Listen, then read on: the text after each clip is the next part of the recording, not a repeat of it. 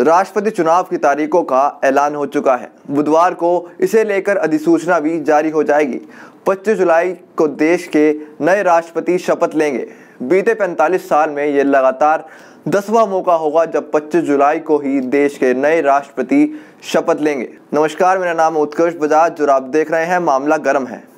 क्या हमेशा 25 जुलाई को ही शपथ लेते हैं हमारे देश के राष्ट्रपति? इसका जवाब है बिल्कुल नहीं। ऐसा नहीं है। देश में 26 जनवरी 1950 को गणतंत्र लागू हुआ था। उस दिन डॉक्टर राजेंद्र प्रसाद देश के पहले राष्ट्रपति बने थे। डॉक्टर प्रसाद 12 साल तक इस पद पर बने रहे थे। 13 मई 1962 को डॉक्टर राधाकृष्णन देश के दूसरे राष्ट्रपति बने। उन्होंने अपना कार्यकाल पूरा किया। 5 साल बाद 13 मई 1967 को डॉक्टर जाकिर हुसैन देश के तीसरे राष्ट्रपति बने। डॉक्टर हुसैन अपना कार्यकाल पूरा नहीं कर पाए। 3 मई 1969 को उनका निधन हो गया था।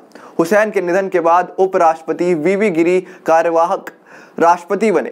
इसके बाद होने वाले राष्ट्रपति चुनाव में उम्मीदवार बनने के बाद उन्होंने अपने पद से इस्तीफा दे दिया। वीवी गिरी के इस्तीफे के बाद उस वक्त सुप्रीम कोर्ट के मुख्य न्यायाधीश मोहम्मद हिदायत उल्लाह कार्यवाहक राष्ट्रपति नियुक्त हुए। चुनाव प्रक्रिया पूरी होने के बाद 24 अगस्त 1969 को वीवी गिरी दोबारा से राष्ट्रपति पद के लिए नियुक्त हुए।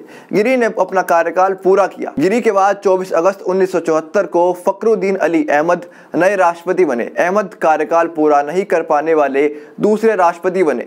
11 फरवरी 1977 को उनका निधन हो गया। अहमद के निधन के बाद उपराष्ट्रपति बीडी जत्ती कार्यवाहक राष्ट्रपति बने। इसके बाद चुनाव हुए और चुनाव के बाद 25 जुलाई 1977 को नीलम संजीव रेड्डी देश के नए राष्ट्रपति बने।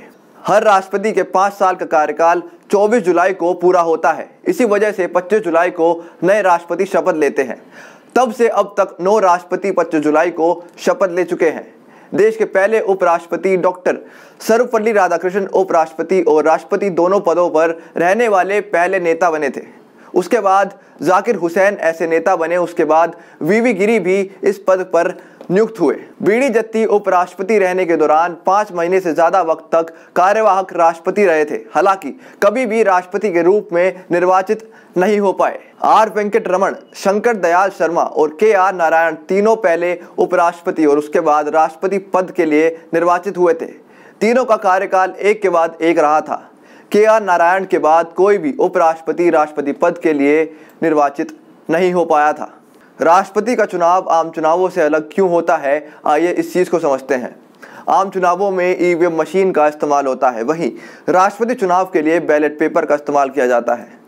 इसी वजह से राष्ट्रपति चुनाव की प्रक्रिया आम चुनावों से अलग होती है। दरअसल आम चुनावों में वोटर्स को अपनी पसंद के उम्मीदवार चुनने की इजाज़त होती है। उस उम्मीदवार के सामने वाला बटन दबाकर वो अपने उम्मीदवार को वोट दे सकते हैं। लेकिन दूसरी ओर राष्ट्रपति चुनाव में वोटर एक से ज़्यादा उम्मीदवार को भी वोट दे सकता है। इसके लिए उसे वरीयता देनी होती है, यानी सबसे पसंदीदा उम्मीदवार के सामने उसे 1 लिखना होता है और दूसरी पसंद के सामने 2 लिखना होता है। और अगर किसी कीमत पर तीसरा उम्मीदवार भी खड़ा होता है तो उसके सामने 3 लिखकर अपनी प्रक्रिया को पूरा करना होता है। अगर वोटर चाहे तो सिर्फ एक उम्मीदवार को भी वोट दे सकता है। इसके लिए भी उसे अपनी पसंद के उम्मीदवार के सामने 1 लिखकर अपने वोट को बैलेट मशीन में डालना होगा। EVM मशीन्स को आम चुनावों के इस्तेमाल के हिसाब से ही बनाया गया है। अगर इसका इस्तेमाल राष्ट्रपति चुनाव में भी किया जाता है तो इसमें तकनीकी तौर पर बदलाव करने पड़ेंगे। इसी वजह से राष्ट्रपति चुनाव जो होता है वो बैलेट पेपर के जरिए होता है। राष्ट्रपति चुनाव में वोटर्स को चुनाव आयोग की ओर से एक विशेष पेन दी जाती है। उसी पेन से उम्मीदवार के सामने वोटर को नंबर लिखना होता है। 1 नंबर उस उम्मीदवार के सामने लिखना होता है जो उन्हें सबसे ज़्यादा पसंदीदा है। इसके बाद 2 नंबर उस उम्मीदवार के सामने लिखना होता है जो दूसरा उम्मीदवार चुनाव में खड़ा हुआ है और जो उनकी दूसरी पसंद है।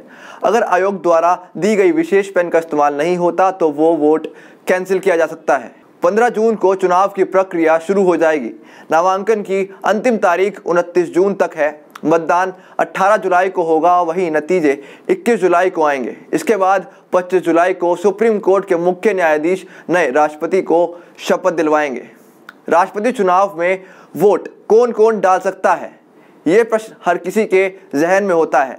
राष्ट्रपति का चुनाव में लोकसभा राज्यसभा के सभी सांसद और सभी राज्यों के विधायक वोट डालते हैं। इन सभी के वोटों की अहमियत यानी वैल्यू अलग अलग होती है। यहाँ तक कि अलग अलग राज्य के विधायक के वोट की वैल्यू भी अलग होती है। एक सांसद के वोट की वैल्यू 700 होती है। वहीं विधायकों की वोट की वैल्यू जो होती है वो उनके राज्य की आबादी और सीटों की संख्या पर निर्भर होती है। राज्यसभा के 12 मनोनीत सांसद इस चुनाव में हिस्सा नहीं ले सकते। अब देखना यह होगा कि इस देश के अगले राष्ट्रपति कौन होंगे और क्या समीकरण बैठते हैं इस बार के राष्ट्रपति चुनावों में।